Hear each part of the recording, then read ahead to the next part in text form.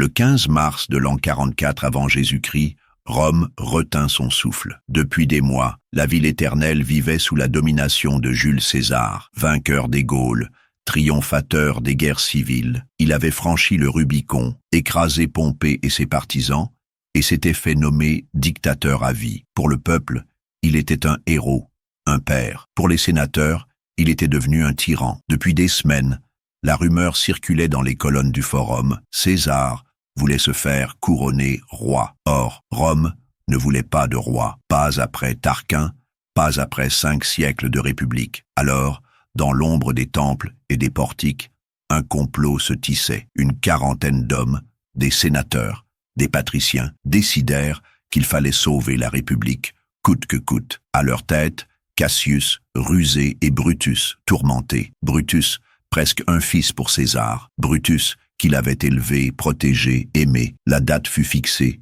les ides de mars, jour de séance au Sénat. Ce matin-là, César se leva dans une atmosphère lourde. Sa femme Calpurnia avait rêvé de statues saignant dans le Forum, d'épées se levant contre lui. Elle le supplia de rester. Mais César, orgueilleux, refusa de céder à la peur. Il voulait paraître devant le Sénat et montrer qu'aucun présage, aucun homme ne le ferait trembler. En traversant le Forum, il salua la foule. Tous acclamaient son nom, lancèrent des couronnes à ses pieds. Mais dans les yeux des sénateurs qui l'attendaient au sommet des marches, il n'y avait pas de joie. Il n'y avait que des visages fermés. Il entra dans la curie de Pompée, déposa sa toge sur son bras. Les sénateurs prirent place autour de lui comme d'habitude. Mais soudain, l'un d'eux s'approcha avec une pétition. César tenta de la lire. Et alors, une première lame surgit et le frappa dans le dos. Le silence fut rompu par un cri, puis par un déferlement. Une pluie de coups de dague s'abattit sur lui. Il se débattit, hurla. Les toges blanches se tachèrent de rouge. 23 coups. À travers le chaos, ses yeux croisèrent ceux de Brutus. Et là, dit-on,